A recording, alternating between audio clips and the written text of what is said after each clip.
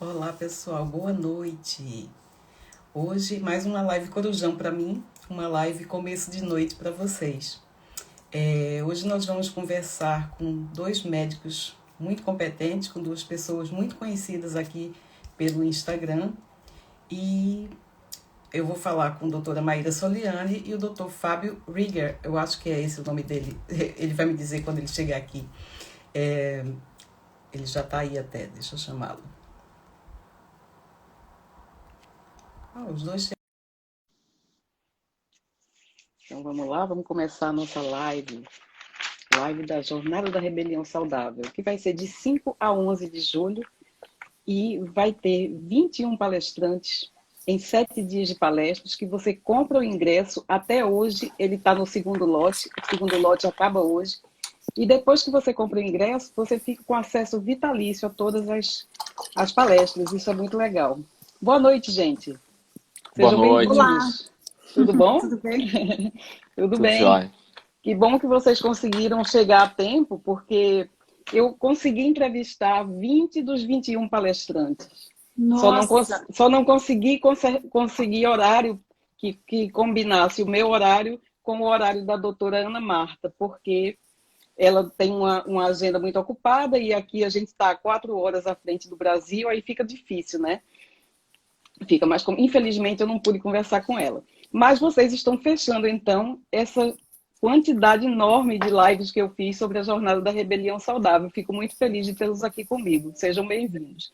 Eu obrigada, gostaria, Cássia. então, meus queridos, que vocês se apresentassem. Primeiro, a doutora Maíra, por favor.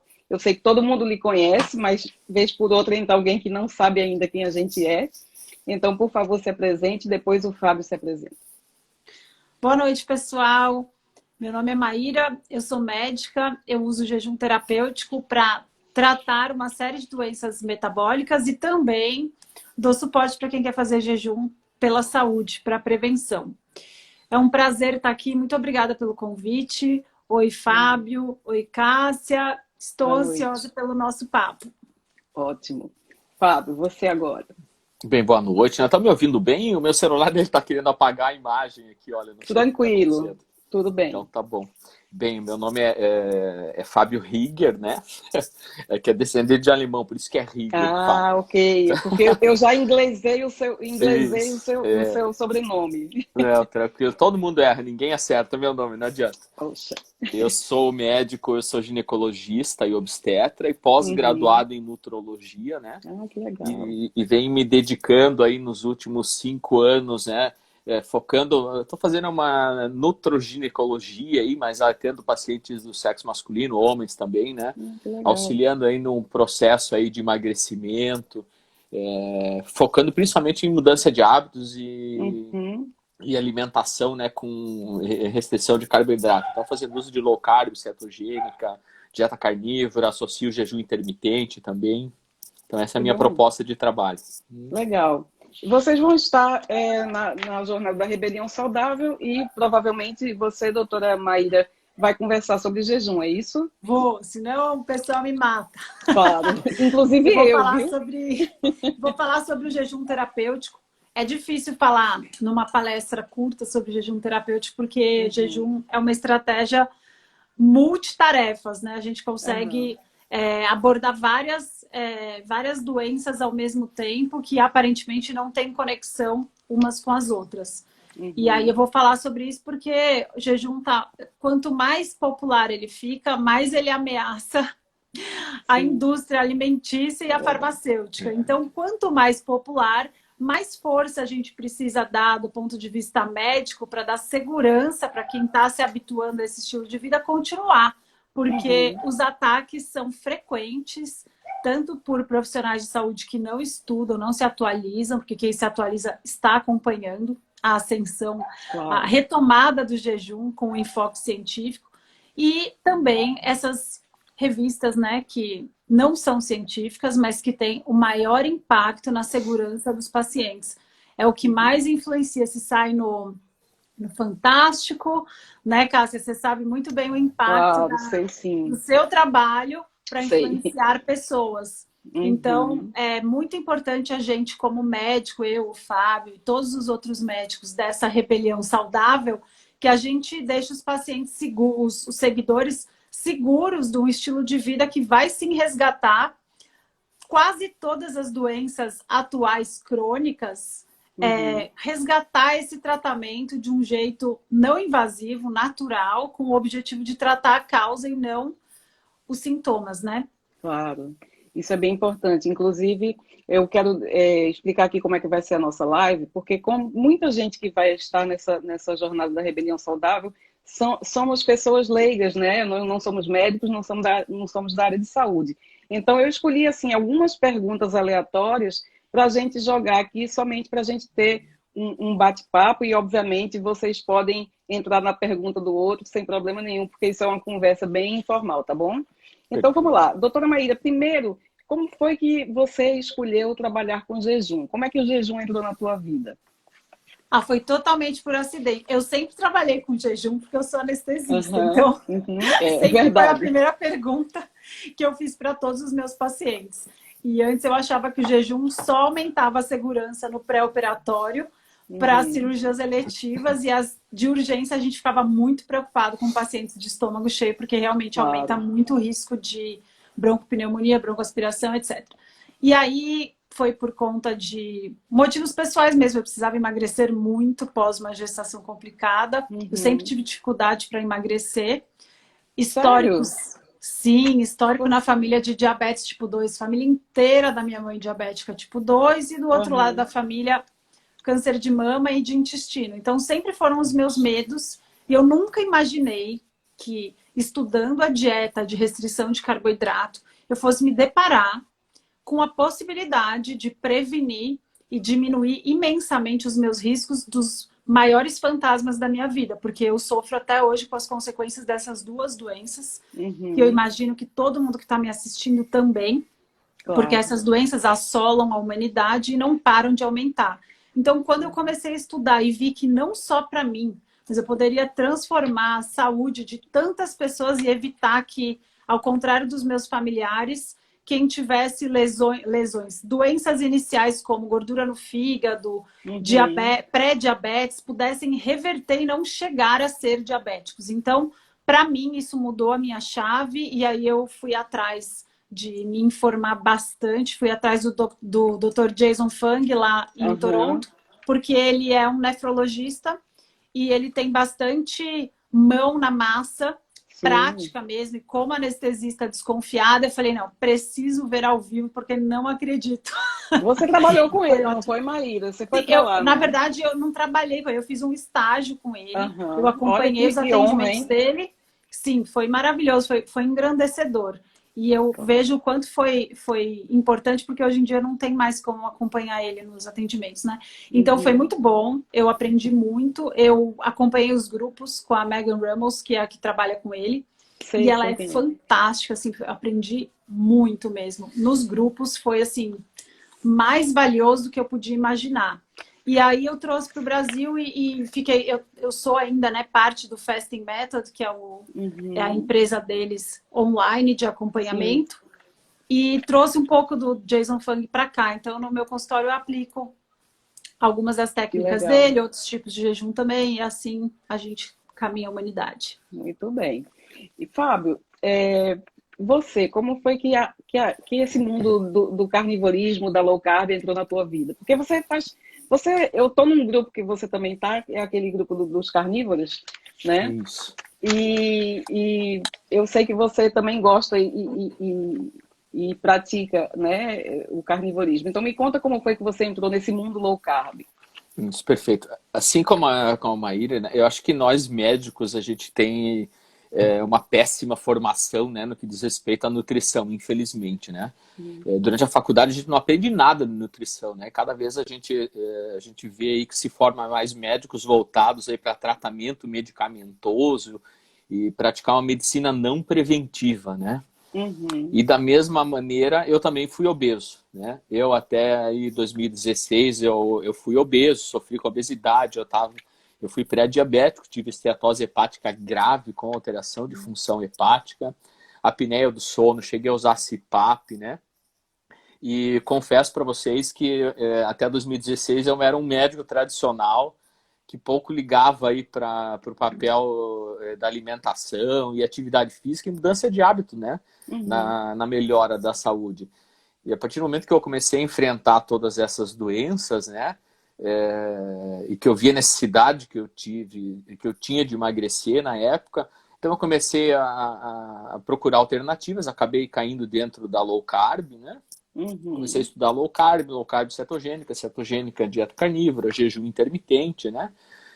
E a gente começa a se aprofundar, parece que a nossa mente se abre, né? Acho que a gente tem que passar pelo problema incrível para a gente ver como é importante para a saúde dos pacientes, né? E como eu negligenciava isso anteriormente, mas não por maldade, né?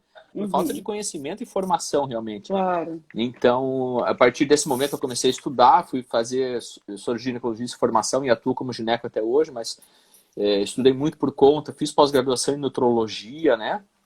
E hoje eu tento realmente, da mesma forma que a Maíra, eu tento realmente levar essas informações para os pacientes, né? E tentar praticar uma medicina mais preventiva e curativa usando alimentação, né? Mudança de hábitos, alimentação e atividade física e levar isso para os pacientes como é importante, como essas mudanças na alimentação e a prática de atividade física frequente podem curar doenças, né? A gente pode curar doenças como diabetes, a gente pode deixar de ser hipertenso, a gente pode melhorar de uma apneia de sono. Dentro da ginecologia, a gente vê reversão de ovários policísticos, melhora de quadros de endometriose. Então, é isso, né? Eu precisei ficar doente para aprender a fazer uma medicina de qualidade.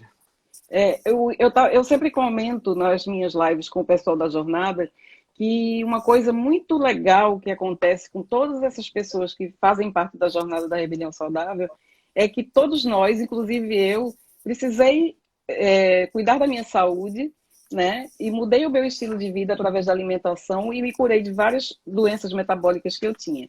Então, é legal porque a gente está trazendo para as pessoas informações das quais a gente já foi nossa própria cobaia, né? E a gente tem a experiência na própria pele. Isso é muito legal, né? Então, posso entrevistar o Fábio só uma coisa? Claro, fique à vontade. Fico muito feliz de ver ginecologistas com essa visão, porque, graças a Deus, todas as pessoas com ovário policístico que passam com você são bem tratadas, né? Sim. Você não fica passando de pirona para os sintomas. Você simplesmente trata a raiz. Então, é um alívio saber que existem ginecologistas com essa visão. Quero te perguntar, qual vai ser o seu tema? Eu vou falar justamente sobre ovários policísticos. Amei! Olha, que legal! Maravilha! Que legal. Eu acho que é super comum, né? Deve atingir grande parte das mulheres aí, né? Jovens em idade reprodutiva, né? E que nem tu falou realmente, assim, né? Eu tenho até vergonha de falar, mas eu já fui esse médico, sabe? Eu também achava jejum um absurdo. Eu já passei anticoncepcional como tratamento, sabe? Então, mas felizmente, né? Nunca é tarde pra gente mudar, né? Claro, nunca é tarde pra gente mudar. E é muito importante que os profissionais de saúde se atualizem, né? Porque eu que não sou da área de saúde, vejo cada absurdo dos médicos passando coisas para pessoas da família e tudo, e eu fico, meu Deus, sabe? E olha que eu nem sou dessa área. Eu acho que é falta de inteligência emocional, na verdade, porque se a gente sai do modo concha de proteção, você vê um paciente melhorar, você fala assim, cara, eu quero estar certo ou eu quero resolver o problema? Exatamente. Se ele está melhor...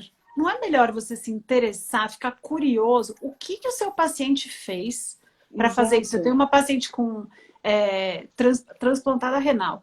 E ela usava glibenclamida e começou a me seguir. Glibenclamida, pessoal, é uma medicação que diminui a sua glicose independente de como você tá? É como se fosse injetar uma insulina, só que é via oral. E aí, o que aconteceu? Ela começou a ter hipoglicemia, porque ela fez jejum e low carb sem acompanhamento médico. E super perigoso. Aí ela parou por conta, a glibenclamida, ela usava 2 vezes. Ela parou por conta uma vez e aí ela começou a passar comigo. A gente ajustou a medicação, etc. E aí ela voltou para o nefrologista dela Ele falou assim, ela falou, ai, doutora, minha diabetes melhorou, eu diminui menos medicação. Ele, que é isso? Onde já se viu diminuir medicação? Não existe isso, que absurdo. Olha. Aí ele pegou o exame dela e viu que a glicada simplesmente estava 5,2, com menos medicação e com 7 quilos a menos, e ela não é obesa. E aí ele falou, nossa, mas eu nunca vi isso. Um transplantado diabético com glicada de 5. Onde já se viu? Ela, doutora, é porque tem muitos médicos novos que estão revolucionando a medicina. Na verdade, a gente está voltando para o passado. E a gente precisa abaixar a guarda e perceber assim, os médicos também são vítimas, né? Como o Fábio disse, e como eu também sofria, a gente não só aprendeu isso, como também aplicava, né, tanto para nós mesmos quanto para os nossos familiares. Ninguém se forma médico querendo prejudicar ninguém. O problema é que está tão arraigado na base do aprendizado de medicina, solucionar problemas com medicamentos, que a gente desaprendeu a usar a base da alimentação como saúde. E essas doenças crônicas são justamente assoladas justamente por péssimos hábitos que são tratáveis. Então, acho que é assim, ao invés de querer estarmos certos, é muito melhor a gente admitir que aprendemos tudo errado, não tivemos horas o suficiente de ensino decente sobre saúde, a gente só aprende doença. Nisso a gente é muito bom, né, Fábio? Centro cirúrgico, anestesiar, acidente, trabalho de parto prematuro. As pessoas não morrem mais disso, né? A gente ajuda e resolve, porque a gente é muito bom nisso. Mas doença crônica, ó... Exato. É verdade. E infelizmente, né, tu colocou isso no início, a gente é uma minoria ainda, né? E a gente é muito criticado, né? Com certeza já deve ter ouvido muita crítica, né? E volta e meia a gente é criticado por colegas aí e tal, que consideram um absurdo falar esse tipo de coisa, né? Não, já se viu falar de low carb, cortar carboidrato, fazer jejum, né? A gente sofre críticas constantes, né? Acredito que tu deve receber por aí também, né? Eu imagino, porque eu que não sou da área de saúde escuto, imagino vocês, hein? Ô Maíra, me diz uma coisa, todo mundo pode fazer jejum ou existe alguma contraindicação para jejum? Não, existem várias. O jejum é uma arma perigosa. Se a gente usa a arma errada, ela pode ser perigosa, né? Então, por exemplo, um serrote. Serrote é perigoso? Se der na mão de criança, é. Agora, se você der o serrote para um marceneiro habilidoso, ele faz maravilhas com o serrote. Então, assim, jejum não é isento de riscos, tá? Depende da dose, né? Porque a gente, hoje em dia, infelizmente, como a gente come a cada 2 horas, cortar lanche é considerado jejum. Então, nesse caso, jejum é para todos. Se você come direito, você não tem fome toda hora. Então, comer de 2 em 2 horas, se você precisa, se você tem sintoma de hipoglicemia, se não come a cada 2 horas, você realmente precisa parar de comer carboidrato. Para não precisar comer de 2 em 2 horas, porque isso está errado. Não é natural, a gente não evoluiu assim e continuamos com os mesmos genes. A gente só mudou os péssimos hábitos, então a gente precisa voltar. Agora, tirando os lanches, que todo mundo pode cortar, a gente precisa falar sobre jejum. Não é indicado para grávidas, para gestantes, para lactantes. Então, o Fábio está aqui. Estou tranquilizando ele, começando pelo público dele. Muito bem. Gestantes e lactantes é contraindicado. Não que seja péssimo pular refeições, tá? O problema é que não vamos nunca submeter grávidas a testar horas de jejum e desafiar no limite se vale ou não a pena, sendo que a alimentação resolve 70% do problema. Então, simplesmente, se você é gestante ou lactante, você vai aguardar esses períodos, essa fase maravilhosa da vida passar, para começar a usar o jejum, se você quiser retomar o jejum, se você adorava jejum e está grávida agora. Então, essa população é importante falar, crianças também. Então, pensando na evolução, sempre foram poupados idosos, crianças, gestantes lactantes e os muito enfermos. Então, se você está muito doente, você vai usar dieta e não o jejum, porque ele não é a única ferramenta, ele é uma ferramenta e bem poderosa, tanto que, apesar do jejum ser incrível para diabetes tipo 2, pressão alta, você precisa de acompanhamento médico para ajustar as medicações, para que as medicações não te façam mal. Lembrando que diabetes tipo 2 é uma doença que é causada por uma dieta ruim. Você melhora muito com a dieta, só que dependendo do seu tipo de diabetes, de tantos anos de evolução, o seu pâncreas pode não conseguir sozinho lutar só com a alimentação. Então, às vezes, você precisa manter a medicação, ajustar as horas, então, contraindicado sem acompanhamento médico. Mas, basicamente, isso, e para quem usa medicamentos que precisam ser ingeridos com alimentação. Então, você vai precisar do médico para te ajudar a deprescrever ou mudar a estratégia sem abrir mão da medicação, porque, mais uma vez, segurança vem em primeiro lugar. E jejum não é a única ferramenta, a gente tem várias outras. Perfeito. E complementando, eu vou complementar o raciocínio em relação a gestante e lactante, né? E o fato de estar gestante e lactante não te impede de comer comida de verdade, tá, mulherada? Às vezes as grávidas acham que pelo fato de, eu tô grávida ou eu tô lactante, eu não posso fazer uma alimentação low carb. Pode sim. Com certeza. Deve comer comida de verdade, né? Isso tem que ser preconizado aí. Uma alimentação equilibrada na gravidez, uma alimentação com comida baseada em comida de verdade, dentro da própria gestação, por exemplo, diminui muito a incidência de um diabetes gestacional, né? Cada vez mais dentro da gestação a gente tem estudos aí que mostram que alimentos de alto índice glicêmico, porque é muito difícil. A low carb é uma coisa muito nova, né? Então, não existem estudos assim diretamente relacionando uma alimentação low carb cetogênica com uma gestação. Mas então existem estudos que relacionam às vezes a alimentação com mais baixo índice glicêmico e diabetes gestacional, peso ao nascer da criança, né? Então melhora assim em muito, diminui a incidência de diabetes gestacional de crianças grandes ao nascimento, né? E como é importante uma nutrição adequada, né? Às vezes as mulheres não têm ideia, mas, por exemplo, um diabetes gestacional maltratado vai impactar na vida daquele bebê que nem nasceu ainda. Para ter uma ideia, um diabetes gestacional maltratado, ele pode gerar um adulto, pode levar um adulto a ser obeso, diabético e hipertenso, né? Então, uma atitude na gravidez, uma doença maltratada na gravidez vai gerar um adulto doente dali a 30 anos. E seguindo o raciocínio do Fábio, uma jovem com ovário policístico maltratada só com pílula, ela vai aumentar muito o risco, não só de ter uma gestação de risco, vai demorar para engravidar provavelmente, e o feto corre risco também. Então, o poder da gente entender a doença e poder agir na base transforma uma geração. E a gente está preocupado com a próxima geração. Hoje em dia, nos Estados Unidos, imagina, tem crianças de 3 anos de idade, com esteatose hepática, com gordura no fígado. Deus. Lembrando que crianças não tomam álcool na mamadeira. Então, a única maneira delas terem adquirido essa doença ligada a excesso de açúcar e comida industrializada é através de uma dieta muito ruim. Então, uma criança com 3 anos de idade com gordura no fígado é uma criança que tem risco e teve risco com certeza na gestação, né? Porque com 3 anos de idade, difícil acreditar que não tenha esse componente de formação intraútero mesmo, já com resistência insulínica. Sim. Poxa, que coisa chocante de ouvir, né, Maíra? Triste, é muito triste. É verdade.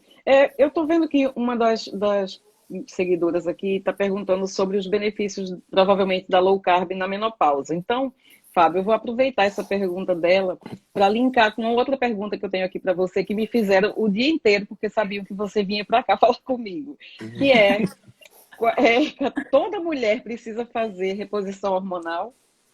Perfeito. Esse é um assunto bastante polêmico, né? Eu vejo assim, tá? A minha opinião como ginecologista, né? E como um estudioso também, eu sou apaixonado pelo estudo de hormônios, né? De modulação hormonal e implantes hormonais. Eu acredito que existem contraindicações, obviamente, a uma reposição hormonal, isso é fato, né? Mas uma reposição hormonal bem feita em pacientes que não existem contraindicações, ela faz muito bem para a mulher, né? Quem está próximo aí do climatério, próximo dos 50 anos, vamos colocar assim, que começa a ter uma deficiência hormonal, cair os hormônios femininos, cair testosterona, a mulher começa a ter problema de memória, alterações de humor, né, diminuição da libido, a pele começa a ficar ressecada, começa a ter perda de massa óssea, né, dificuldade para ter relação, vai ter atrofia da mucosa vaginal. Com essas quedas hormonais, começa a desenvolver, vai ter perda de massa magra, né? Então, começa a desenvolver, isso é natural da idade também, mas pior ainda mais, vai ter sarcopenia, começa a acumular mais gordura. Então, a reposição hormonal, quando bem feita e sem contraindicações, né? Nossa, a mulher, a qualidade de vida melhora em muito, né? Melhora a libido, melhora a disposição, melhora sono, melhora o humor, mantém massa óssea, ajuda, uma reposição hormonal bem feita ajuda na manutenção e até ganho de massa magra, né? Então, uma vez bem feita uma reposição hormonal, ela traz muito benefícios para a mulher. Claro, sempre, né? Ninguém vai sair por aí comprando hormônio, né? Tem que fazer uma avaliação médica, existem contraindicações, então tem que ter uma avaliação médica junto ao acompanhamento médico. Mas eu sou extremamente favorável, né? E hoje a gente tem os hormônios bioidênticos aí que a gente pode fazer uso, tem os implantes hormonais, né, que podem ser excelentes aí para a manutenção da saúde hormonal da mulher. E a mulher que tiver necessidade de procurar um médico para saber se precisa de reposição hormonal, ela procura um ginecologista? Um ginecologista, os endocrinologistas também são capacitados, né? Claro, tem muitos médicos, varia muito, tem pessoas que estudam muito, que gostam também do assunto, né? Então, um bom clínico, uma pessoa interessada no estudo, né? Vamos partir do princípio, em teoria, o médico ele é capacitado para tudo, né? Mas em teoria, né? Na prática teoria, não é assim que funciona, né? Mas, então vai muito do grau de estudo, claro. O mais recomendado inicialmente seria um ginecologista ou um endocrinologista, né? Ok. Maíra, qual é a diferença entre o jejum calórico e o jejum metabólico? Explica pra gente.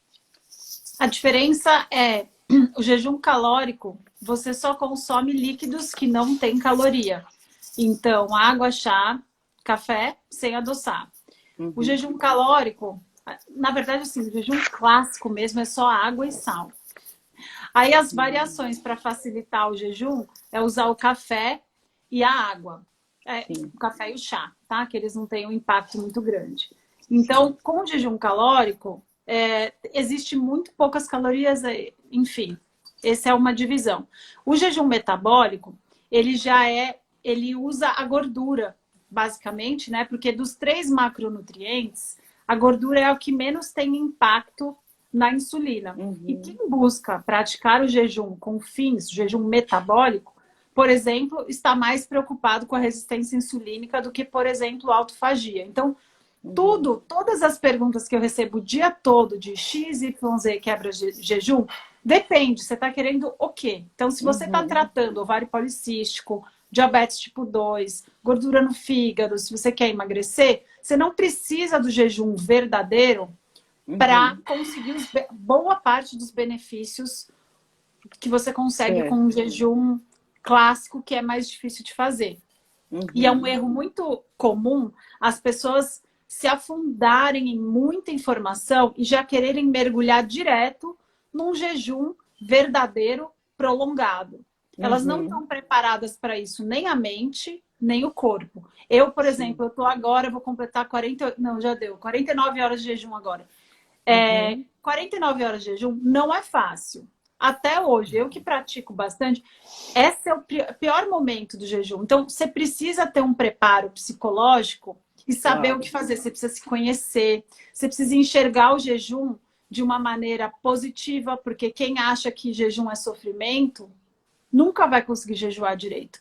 Precisa entender os benefícios e gostar do que está fazendo. Não que jejum seja legal, do tipo, uhul, é legal ficar...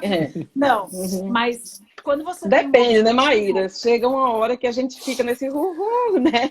Fica, eu tô quase nesse Você está quase lá, exatamente.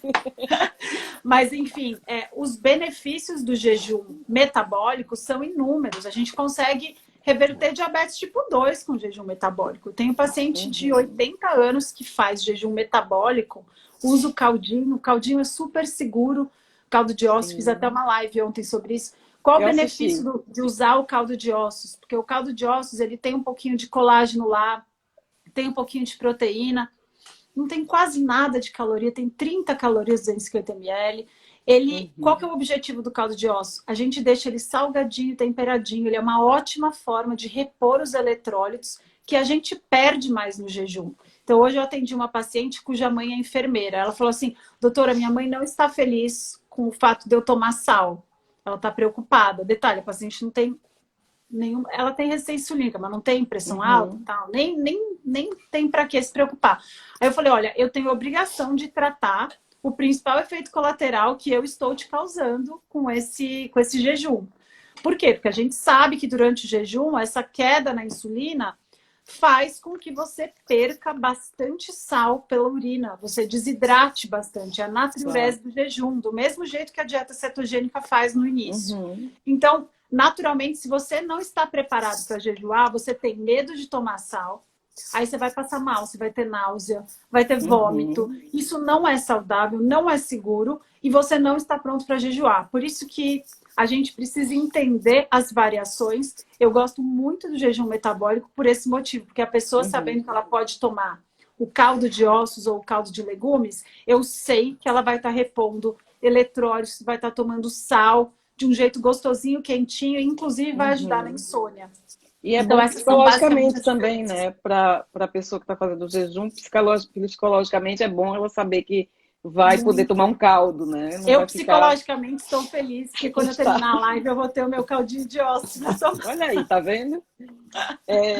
Fábio, eu estava vendo um dos seus vídeos hoje e achei muito interessante você explicando a diferença entre produtos dietéticos, né? Os produtos alimentícios light, diet, zero. Você pode explicar um pouquinho para a gente aqui? Claro, com certeza. Vamos lá. O zero, né, realmente, o zero ele retira totalmente algum dos componentes, né? Não necessariamente o açúcar, mas normalmente acaba sendo o açúcar, né?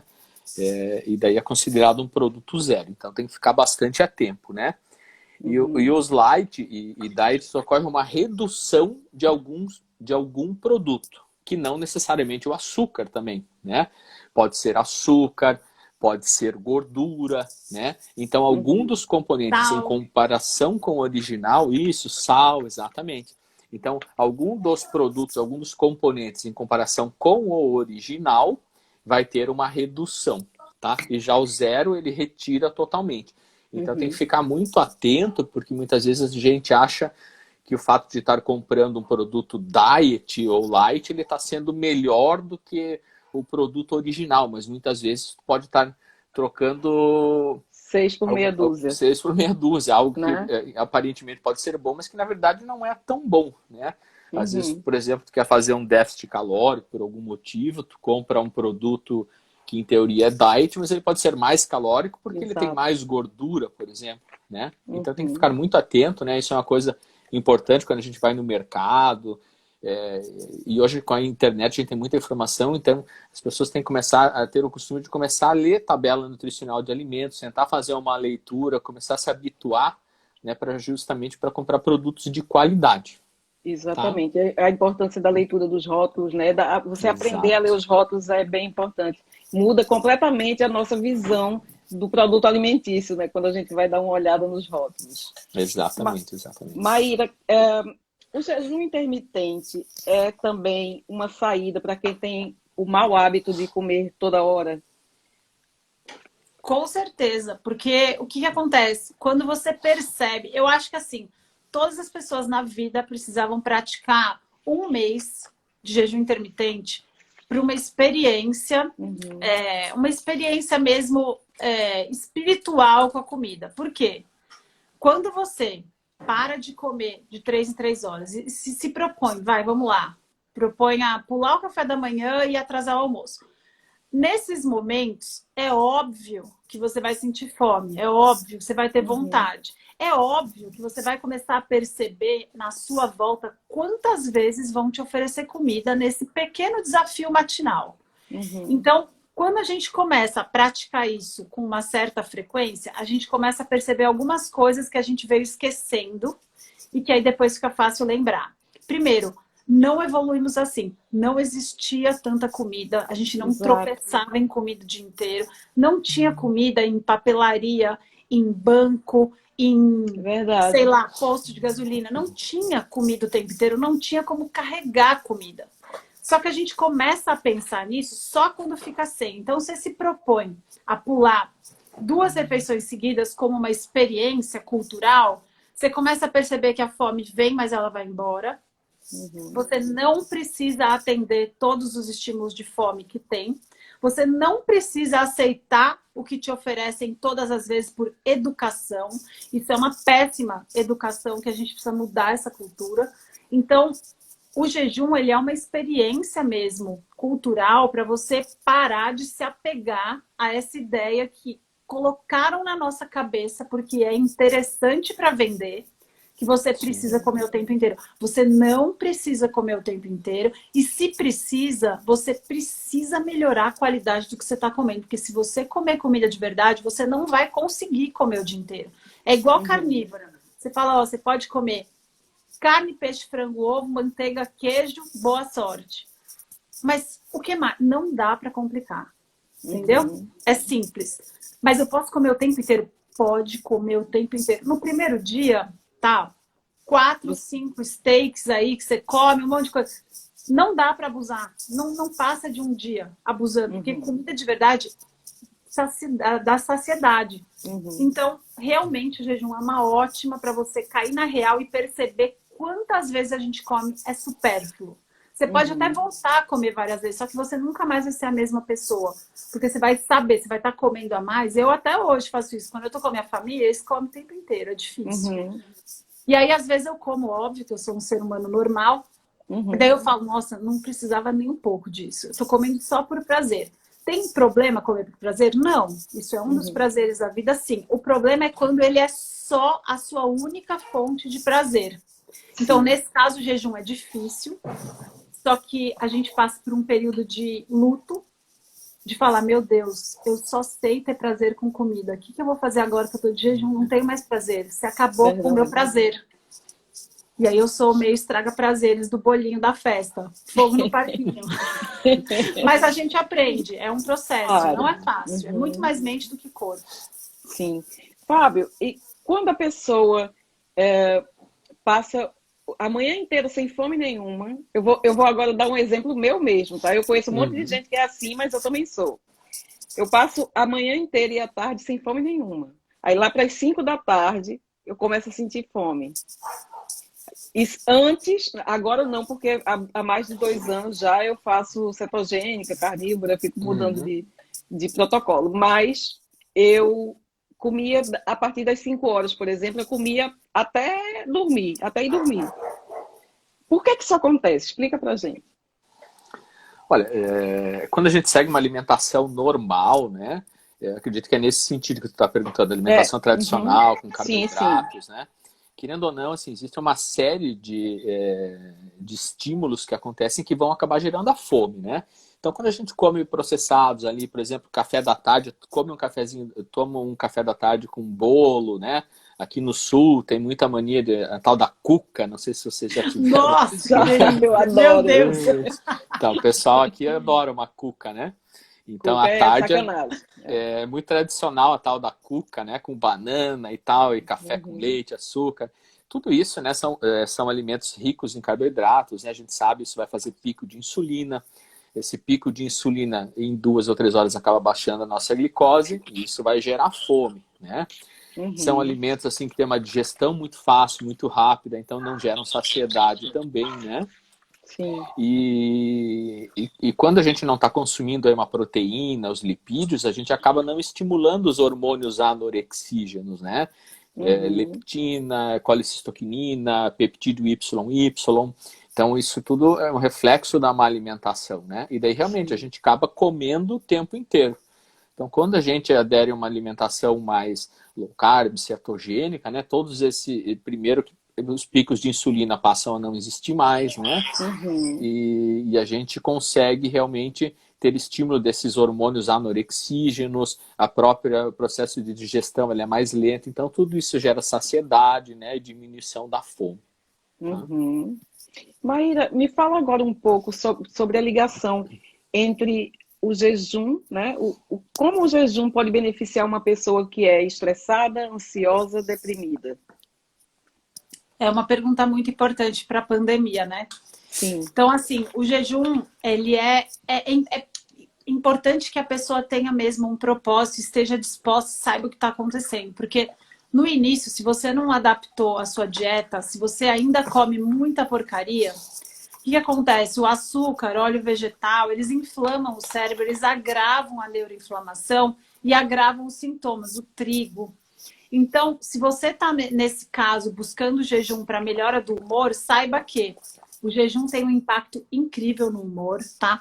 A civilização grega praticava o jejum não para emagrecer, eles praticavam para ter clareza mental, para raciocinar melhor. Todas as religiões usavam também.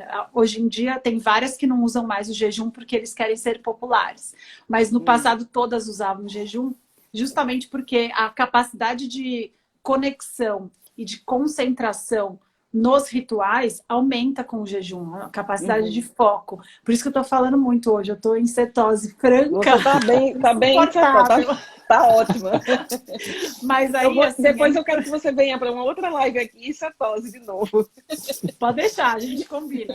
Então, assim, importante saber que o jejum tem um impacto incrível no humor. A gente aumenta a noradrenalina. E noradrenalina no cérebro tem um efeito incrível de clareza mental, atenção. A gente, com a cetose, a gente aumenta o BDNF, que é como se fosse um fertilizante para neurônio.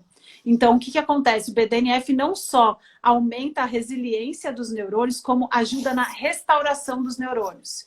E digo ainda mais, quando a gente aumenta o BDNF, ele também tem impacto na serotonina, que é justamente o que está baixo na depressão, tá? Então, tem muitos aspectos do jejum que são incríveis para a restauração e para a manutenção de uma boa cognição, atenção.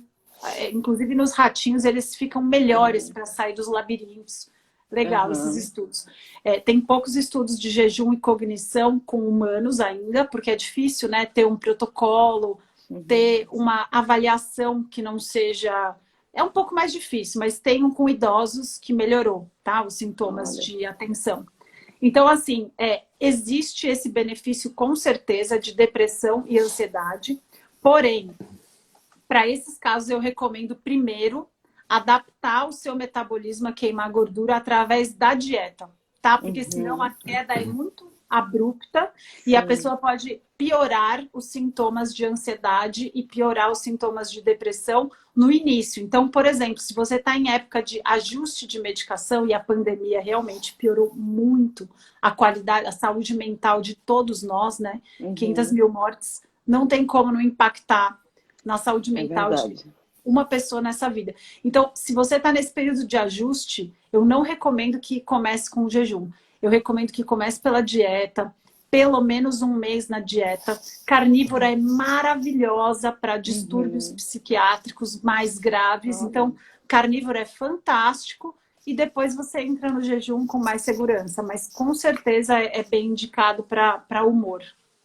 Que legal saber disso, porque a carnívora, engraçado, eu faço cetogênica desde 2019. Eu tenho uma diabetes tipo 2 em remissão, tenho médicos ligando para mim aqui do NHS inglês, perguntando o que foi que aconteceu que seu exame está dando que você não é nem pré-diabética. Eu tinha diabetes tipo 2. Delícia!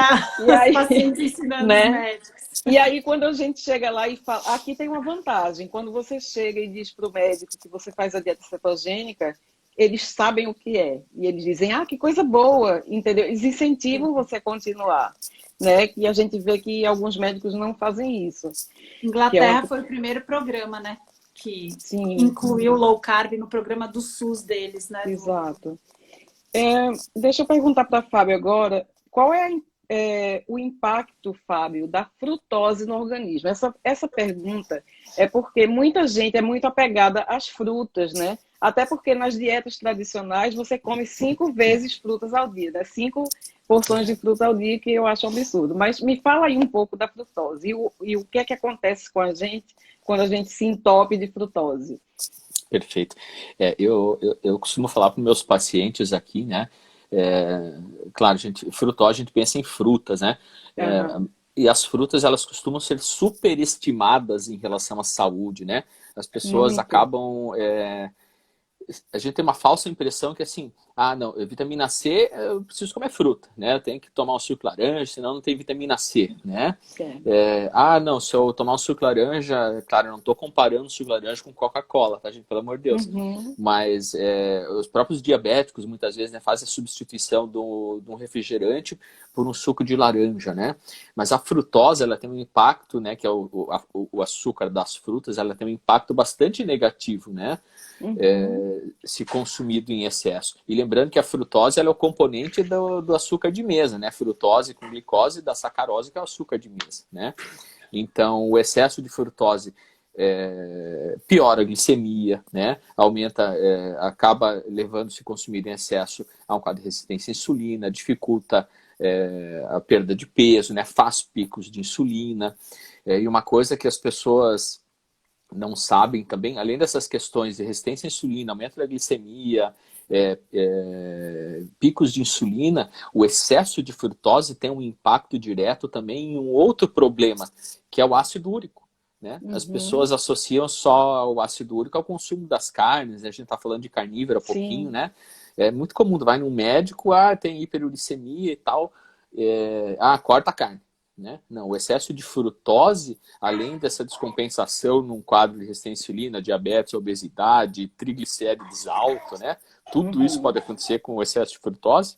O Claro. excesso de frutose ele é metabolizado no fígado e esse excesso de frutose acaba sendo metabolizado e vira ácido úrico e piora as crises de gota, aumenta a hiperuricemia, né? Então a gente tem que Hipertensão arterial. exato.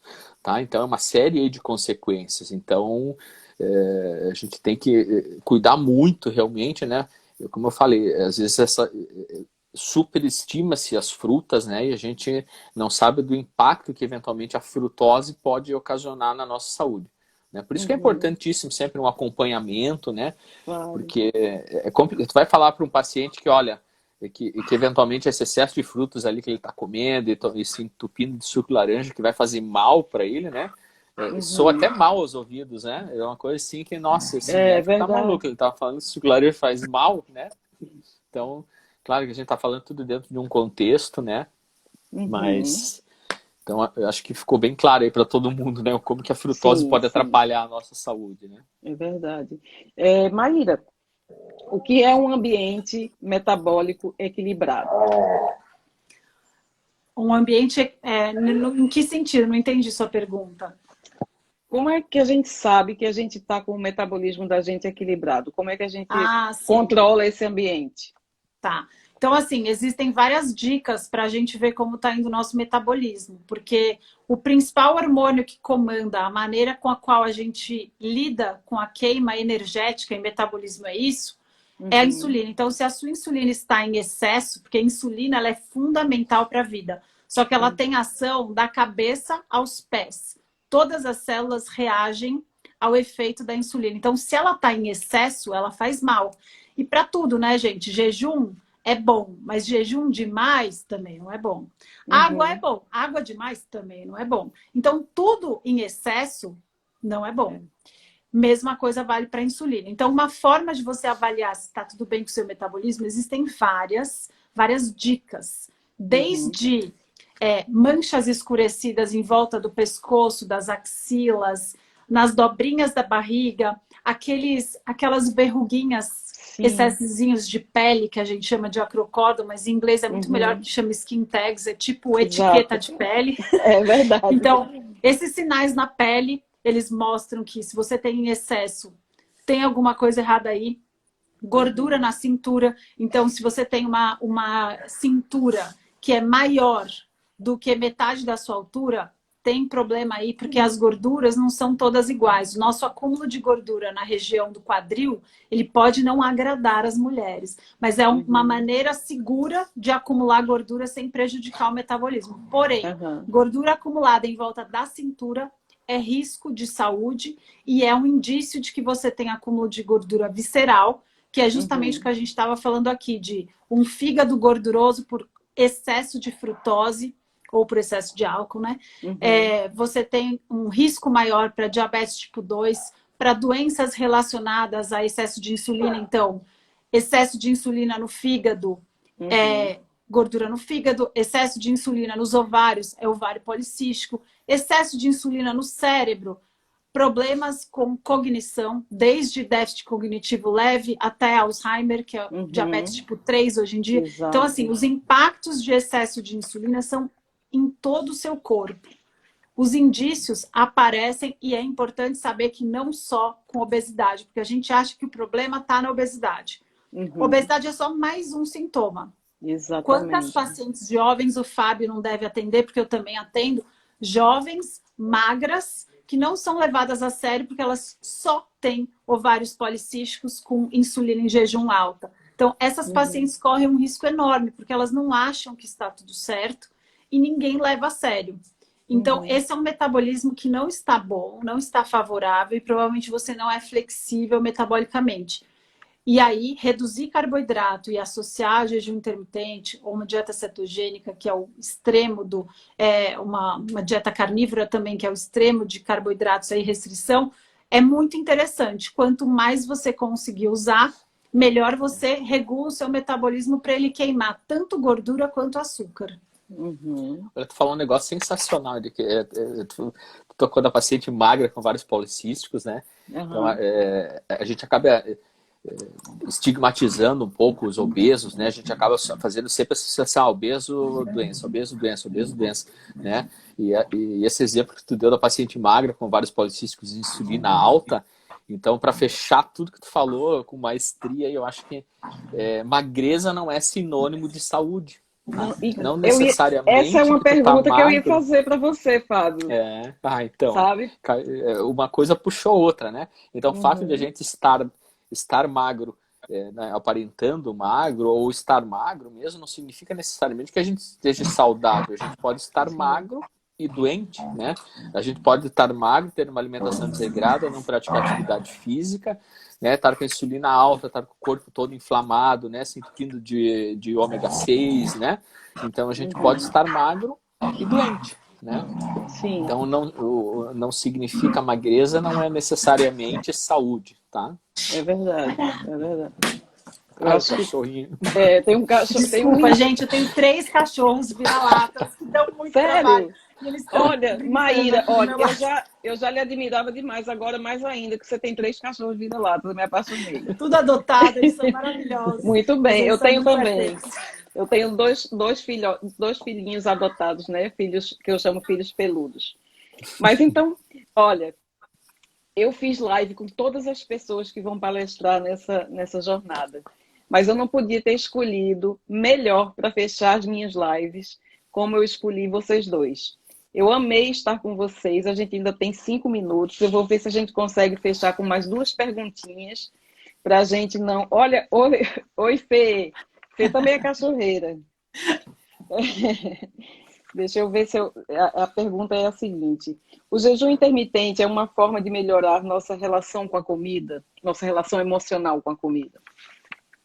Olha, eu acho que sim, mas é importante saber que quem já tem uma relação emocional com a comida grave, assim, a gente vê que dos hábitos modernos mais normalizados é a maneira uma maneira disfuncional de lidar com as emoções. Então, todo mundo comemora com comida, se consola com comida e libera todo o estresse com comida. E isso é visto como absolutamente normal. E aí, além dessas três maneiras de lidar com a comida como uma forma de um ansiolítico que realmente funciona na hora, mas a gente está comendo a ponto de ficar doente, né?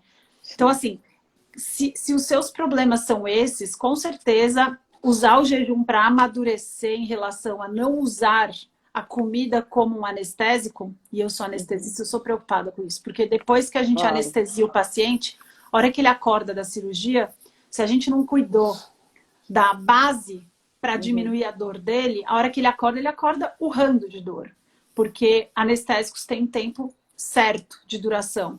Mesma coisa para comida, ela não resolve o problema.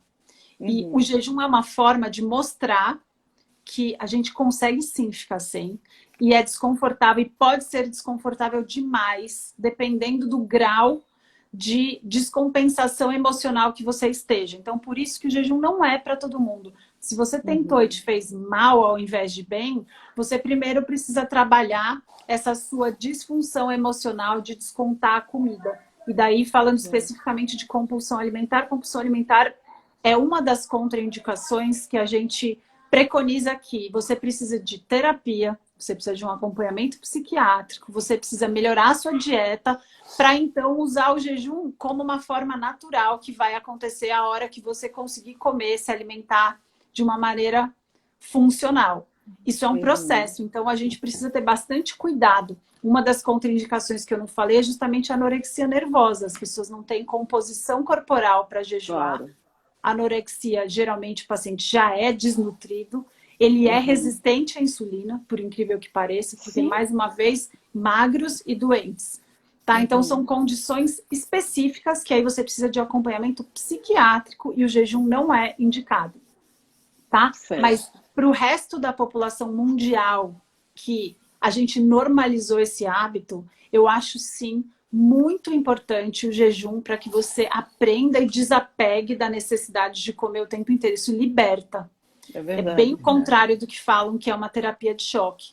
É uma maneira de se sentir livre e depender menos de produtos que não ajudam e pioram a nossa saúde. Então, essa é a minha opinião sobre isso. Perfeito. Eu acho que eu faço jejum demais.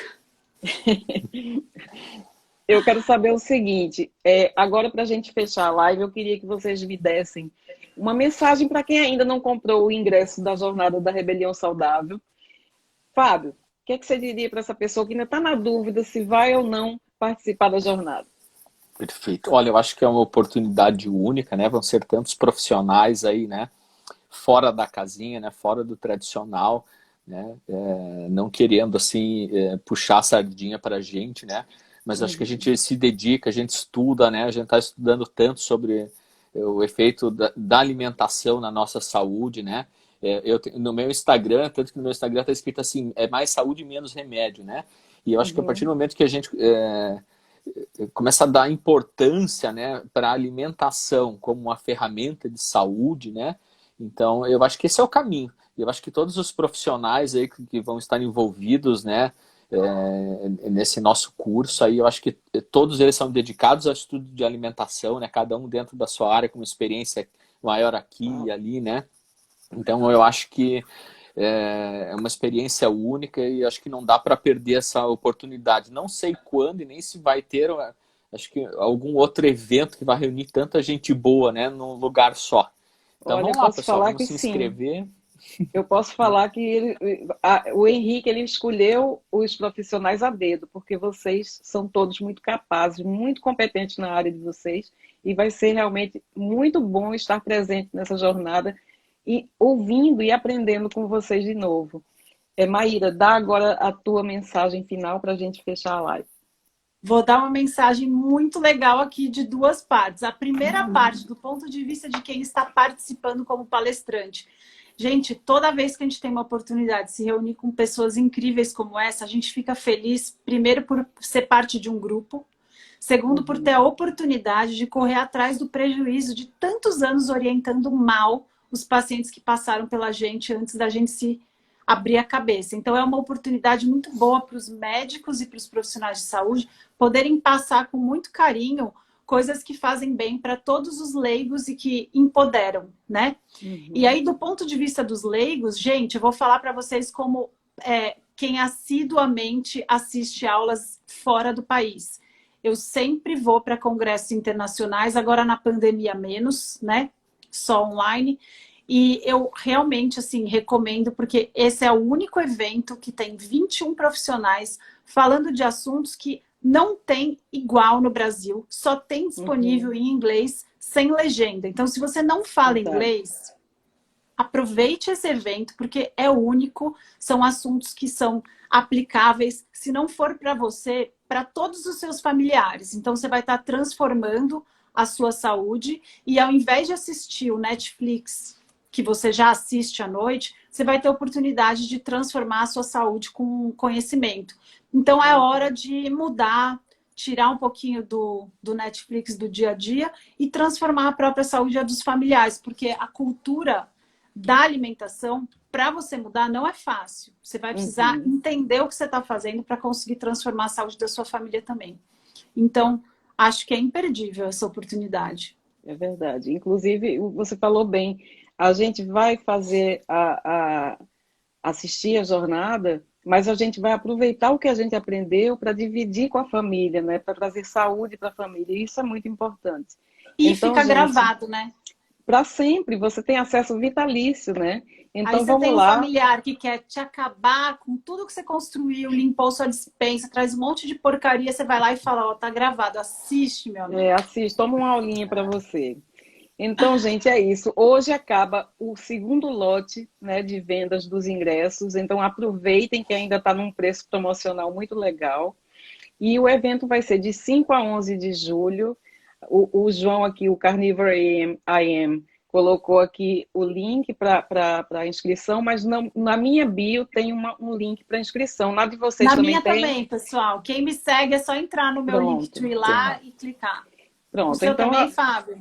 Também, Tem. Então, a gente está à disposição de quem quiser saber mais sobre o evento. E eu fecho essa live com muita honra e muito agradecida pelo tempo de vocês. Muito obrigada, meus amores. A gente vai marcar outras lives depois, porque eu quero conversar mais sobre jejum e sobre tudo que o Dr. Fábio sabe falar muito bem. Um beijo grande para vocês. Boa noite. Tchau, pessoal. Obrigada. Tchau, queridos.